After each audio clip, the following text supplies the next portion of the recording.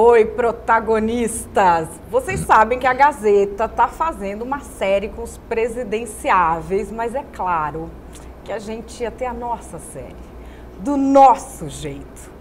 E eu quis começar com o jeito República de Curitiba de fazer campanha. Eu ainda estou tentando a naturalização, por enquanto eu estou só com esse meu passaporte com visto de trabalho para a República de Curitiba, mas eu vou começar com o presidenciável que está mais bem cotado no estado do Paraná.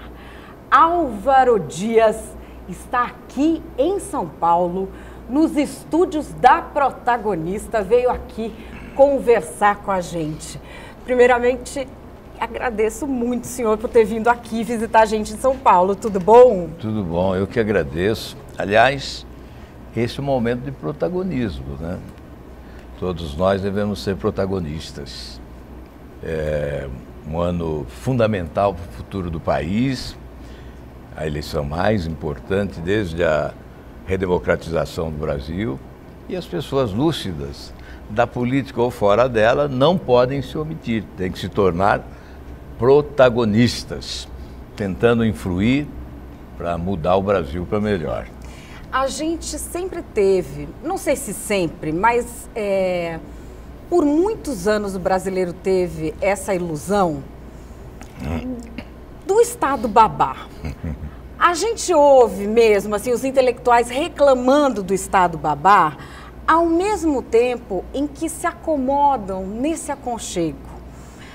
Quando a gente vê qualquer mal feito, vamos dizer, um motorista que de maneira criminosa acabou assassinando aí pessoas, um político que tem uma ação danosa para a sociedade, as pessoas falam, como é que a justiça não prendeu essa pessoa?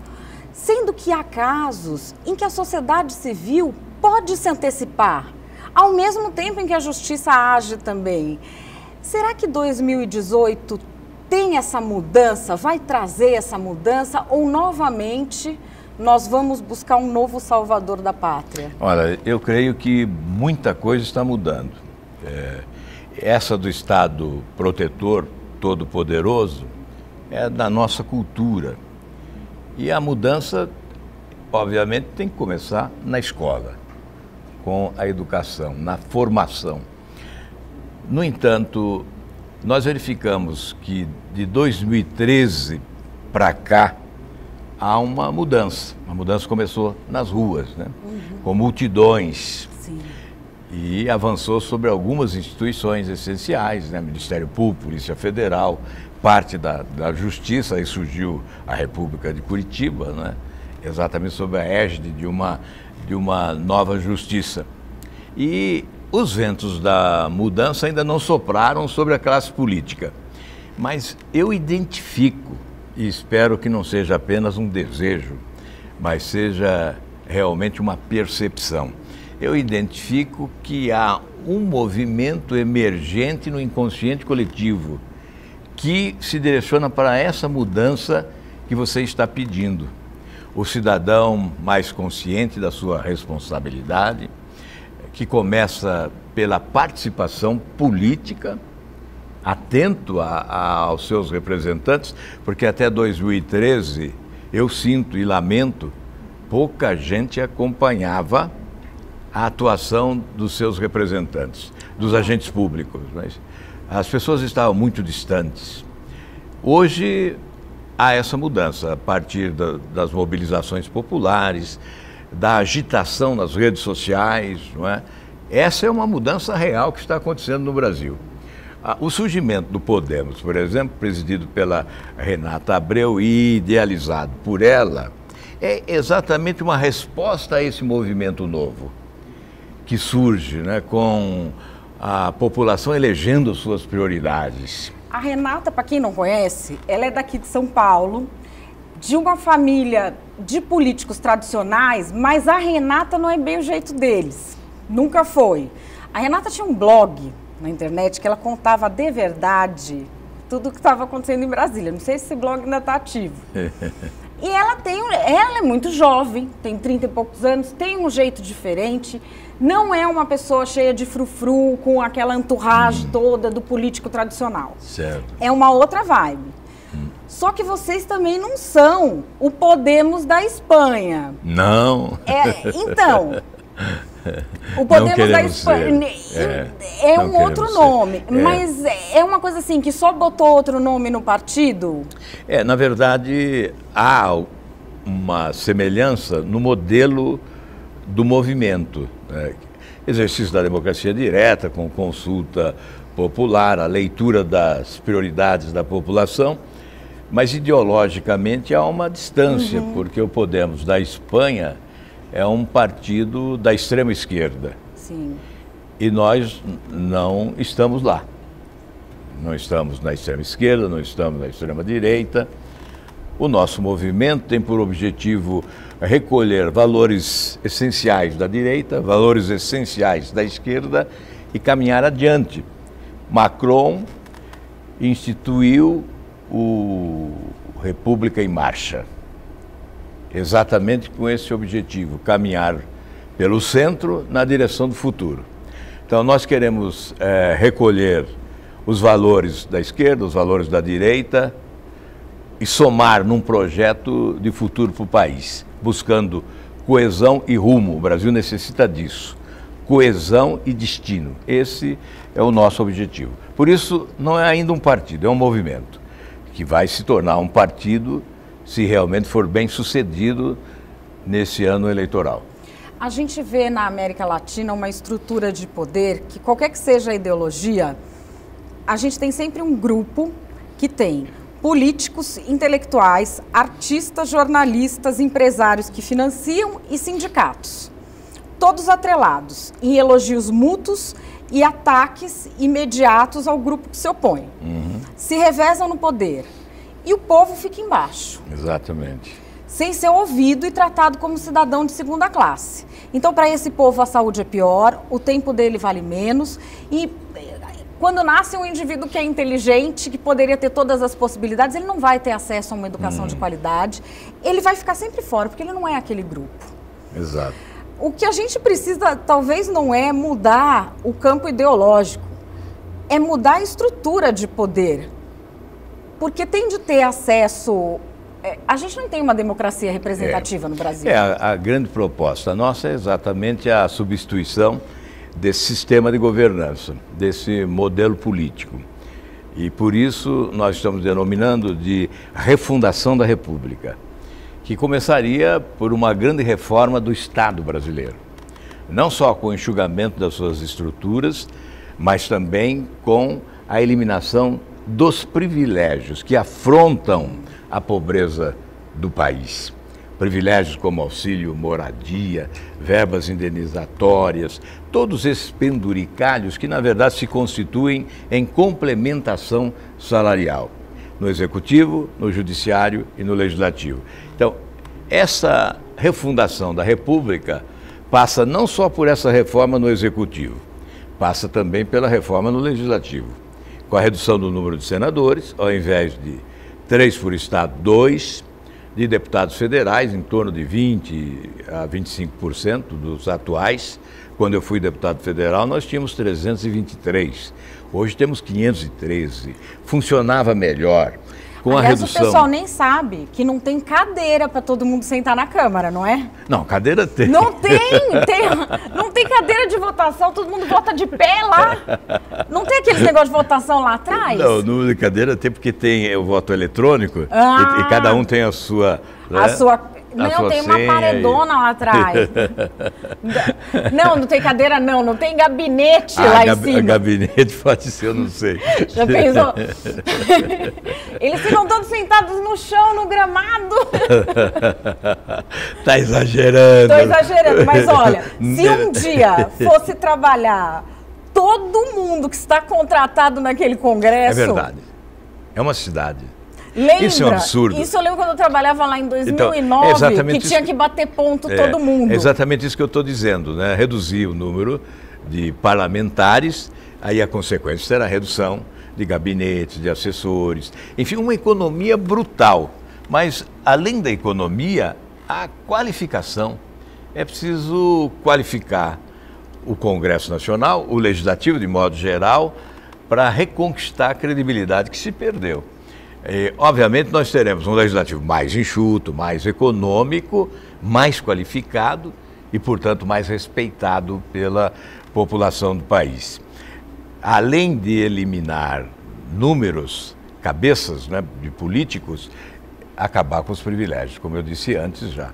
Aliás, é bom dizer, porque é normal que certamente outros apareçam falando de acabar com privilégios. Então, uma pergunta que não pode faltar nesta ocasião. Você está combatendo privilégios? Já abriu mão dos seus?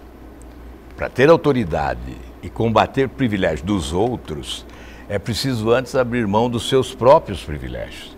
E foi o que eu fiz já há muito tempo, né? Em março, completo 27 anos como ex-governador. Não recebo aposentadoria, nunca recebi. Aliás, há poucos dias me colocaram como se eu estivesse recebendo, né? Nessas imagens que se constituem factoides, né? Que brotam lá do esgoto da internet de quando em vez. Mas por que provoca uma certa reação de revolta? Porque são mais de 10 milhões de reais que abdiquei. 10 milhões de reais que seriam depositados na minha conta bancária se eu recebesse esse valor de aposentadoria de ex-governador. Então é uma renúncia.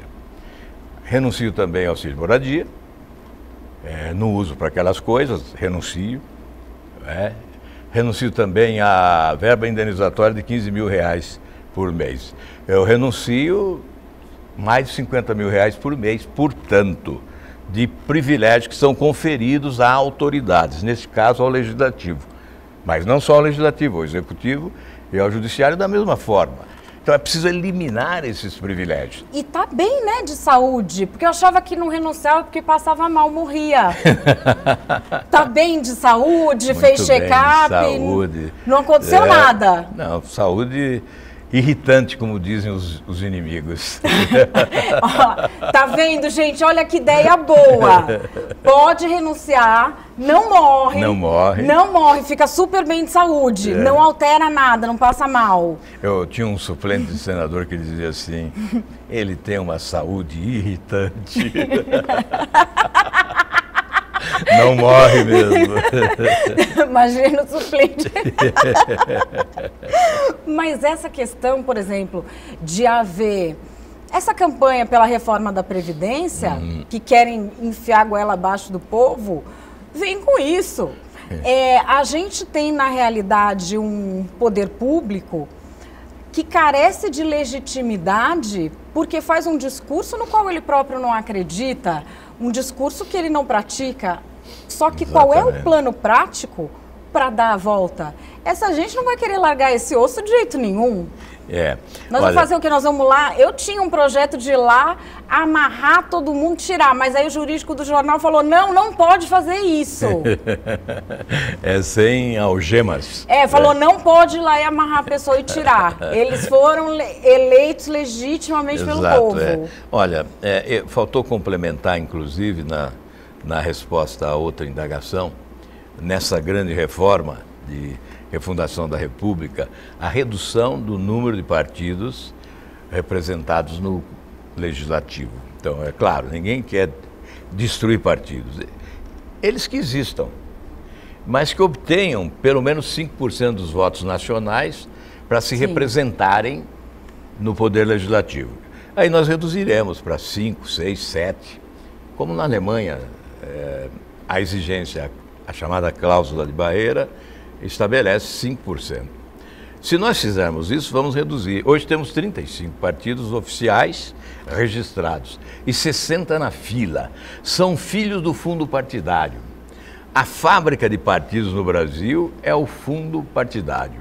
Organizam-se siglas para se beneficiarem dos recursos públicos do fundo partidário. Isso é uma imoralidade.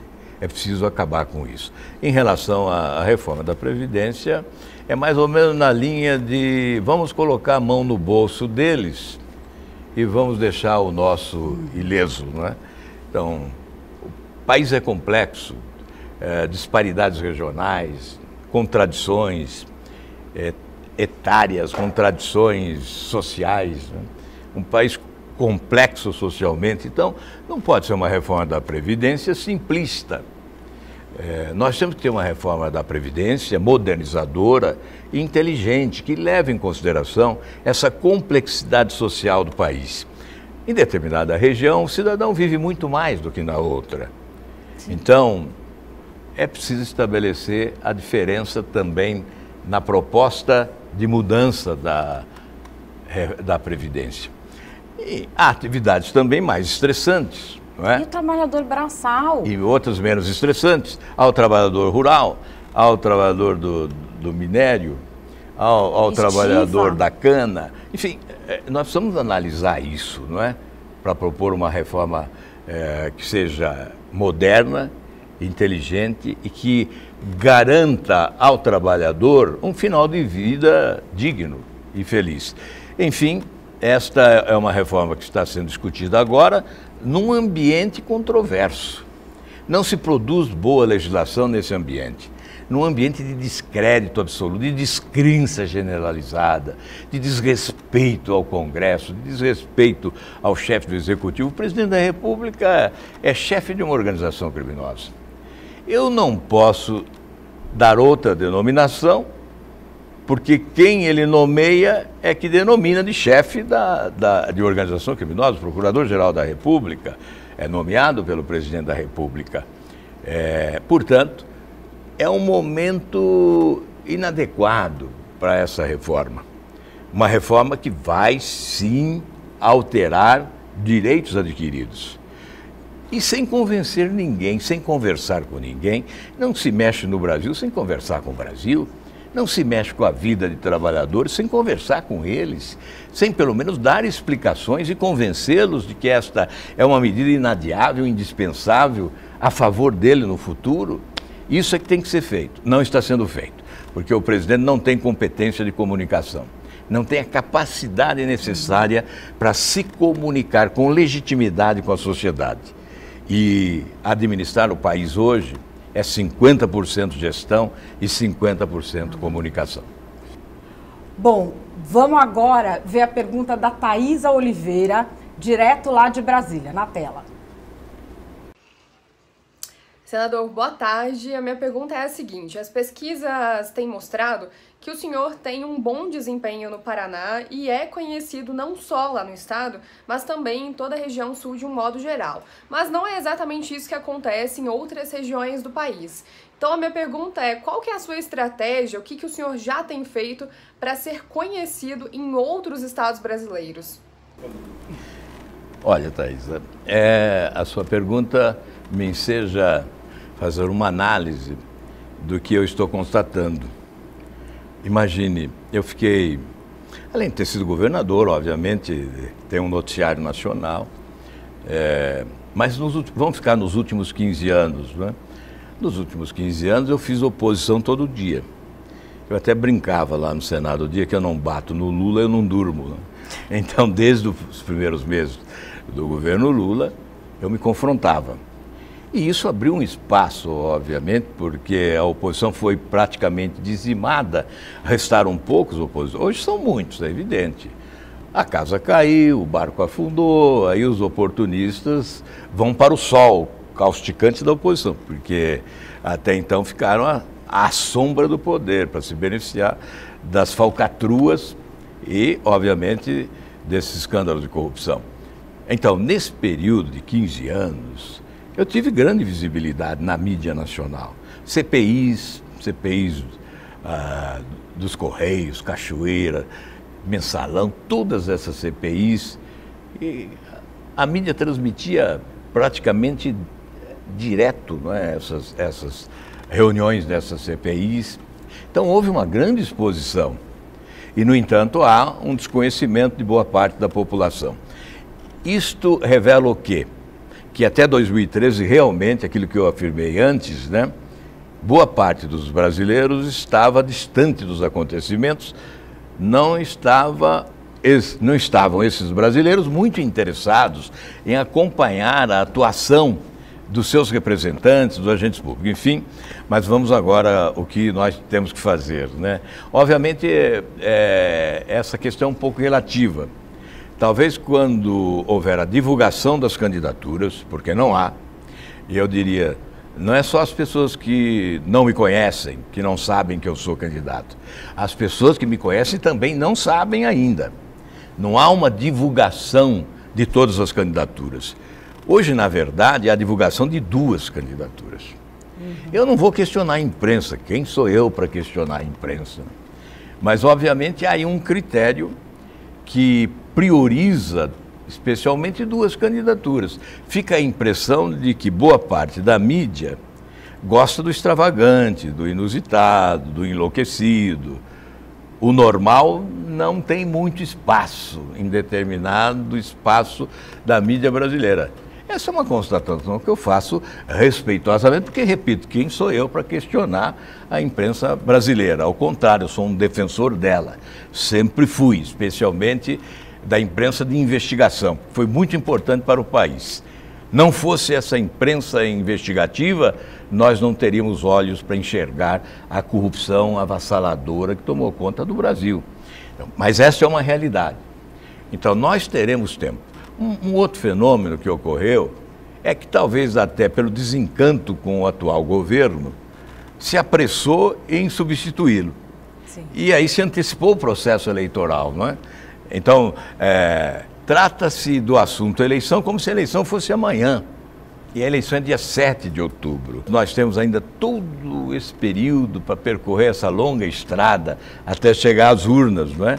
Então haverá tempo, sim, para... Eu espero que a imprensa abra espaços, como agora aqui, não é? Para entrevistas, para debates, para o noticiário da campanha eleitoral, e assim nós teremos oportunidade de chegar a todos os brasileiros com a nossa mensagem. É dessa forma que eu pretendo chegar e ser inteiramente conhecido, avaliado, e especialmente porque eu acredito muito nessa pesquisa que diz que o brasileiro exige experiência administrativa e passado limpo. Aí contraria alguns dos analistas, que dizem que o brasileiro está procurando o outsider e começam a tentar jogar para o alto eventuais outsiders, né? Não, a resposta do povo é diferente. Ele não quer ninguém que apareça lá como uma candidatura inusitada que chegou agora. Eu também fui outsider, viu? Um dia. Todo mundo foi, né? Eu fui outsider, e comecei como? Como vereador. Eu acho ótimo que venham os alternativos, os outsiders, e caminhem essa longa estrada para se credenciar a ser candidato a presidente da República, adquirindo experiência. O país não é um brinquedo para ser entregue nas mãos de inexperientes. Não é coisa para amador, é coisa para profissional mesmo, para quem fez estágio, para quem fez toda a escalada. Fez o curso fundamental, o curso superior, pós-graduação e doutorado, para chegar a esse estágio de disputar uma presidência da República. Então venham todos, os outsiders, os novos, e façam essa escalada. O Brasil ganhará muito com isso. Vamos colocar aqui então a pergunta do Olavo Soares, lá de Brasília. Olá, senador Álvaro Dias. Hoje o Senado tem cerca de 20% do parlamento composto por suplentes. Se o senhor for eleito presidente, vamos ter mais um suplente ocupando a cadeira de senador por um prazo longo de tempo. Então eu faço 2 perguntas para o senhor. A primeira é a seguinte: o senhor avalia que os suplentes podem prejudicar a qualidade do Senado? E a segunda, como explicar esse quadro aos eleitores que votaram no senhor em 2014? Obrigado. Olha, Olavo, é uma boa pergunta, uma pergunta importante. Alguns suplentes, é claro, que puxam para baixo o nível do Senado. Outros valorizam, porque são preparados. Eu, por exemplo, nos 3 mandatos meus, né, o primeiro suplente meu foi o professor Olivir Gabardo, um professor universitário extremamente capacitado. Ele já tinha sido deputado federal, deputado estadual, conselheiro do Tribunal de Contas, então uma figura de representatividade. O outro suplente meu é um professor também universitário, professor Wilson Matos. É um conhecedor de educação como poucos no Brasil. E o atual é um empresário e político, Joel Malucelli, também da área de comunicação. Então, são suplentes preparados que podem exercer muito bem a função de senador. Mas eu tenho uma posição contrária à suplência. Eu acho que, na grande reforma política que há de se fazer, nós temos que mudar esse modelo, eliminando a suplência. Eliminando a suplência. Não há necessidade de suplente de senador, até porque a função pode ficar vaga por algum tempo, até que ocorra uma eleição mais próxima. Por essa razão, Olavo, eu não vejo problema se eventualmente me eleger presidente da República, eu tenho um suplente competente que vai ocupar o restante do mandato. Mas eu reafirmo, né, a minha convicção de que nós podemos eliminar a suplência de senador. Olha, vou confessar que eu fiquei caçando vídeos antigos para pegar o senhor na curva. Claro, né? Porque assim, é um dos meus esportes preferidos. Uhum. Mas não consegui achar um vídeo assim que o senhor fala o oposto do que está falando hoje. Infelizmente, Brasil. Não quer ser ótimo, né? Não, felizmente. Felizmente para o senhor, para mim não. Para mim não. Mas é verdade. Eu acho que o senhor manteve o discurso. A coerência é fundamental, né? Aí é um dos valores essenciais para a representação. Aí achei duas coisas que eu não... Achei uma coisa que eu acho que o senhor tem que responder, que é a história de trocar tanto de partido. Ah, ótimo. E a outra coisa que eu não tinha percebido até fazer essa caça de vídeos, é que o senhor não xinga os adversários. O senhor não xinga. Achei até um discurso seu no Senado, que era para alfinetar um outro, mas o senhor não xingou e falou o seguinte, provérbio budista, cuida, quando falares, cuida, para que a tua palavra seja melhor que o silêncio. Lembra desse discurso? Lembro. Olha lá como eu fui atrás. Foi. Eu fui até vidas Isso passadas. É muito importante. Terapia de vidas passadas. Aliás, eu digo às vezes, recomendo às pessoas, quando alguém diz, vou votar em determinado candidato, porque ele ataca a corrupção, ele combate a corrupção. Eu digo, vai lá no YouTube, vê se encontra um vídeo dele combatendo a corrupção nos governos Lula e Dilma. Se você encontrar, me apresente, porque eu não encontrei. Aí você foi lá pesquisar. Olha, a questão dos partidos, né, da mudança, é exatamente para preservar a coerência. Isso é contraditório? Pode ser para quem desconhece os partidos e o nosso comportamento. Primeiro, eu nunca mudei de partido, eu mudei de sigla. Porque nós não temos partidos, infelizmente. Nós temos siglas para registro de candidaturas. E para a Operação Lava Jato, temos algumas organizações criminosas com o nome de partido político. Ou lavanderia de dinheiro sujo com o nome de partido político. Eu mudei de siglas procurando um partido, que não encontrei até hoje. Hoje me encontro nesse movimento chamado Podemos, presidido aí pela deputada Renata Abreu, e esperamos que se torne um partido político brevemente, até por força de uma reforma política que há de vir. Portanto, eu mudei de sigla para não mudar de lado. Eu mudei de sigla para não barganhar as minhas convicções, para me manter coerente em respeito àqueles que em mim acreditam. Esta é a resposta que eu dou a esse questionamento, que para muitos isso pode ser negativo. Pessoalmente eu considero extremamente positivo, porque é uma reação ao establishment, ao sistema vigente. Eu não compactuava, eu não conseguia conviver, e principalmente quando a corrupção chegava mais perto, eu fugia dela. Por essa razão, eu não me arrependo em nenhum momento das mudanças que fui obrigado a fazer, né? Saltando de um lado para o outro, por essas razões que acabo de expor. Agora, finalizando, por que o senhor não trouxe o cachorro Hugo aqui? O jornal, o senhor sabe, Dia do Paraná, o jornal tem uma editoria lá de animais. O cachorro Hugo, para quem não sabe, é o primeiro não humano do Brasil a conseguir um direito de resposta político. Ou não é? Vocês, defensores dos animais, ele tem um cachorro que conseguiu um direito de resposta e não trouxe.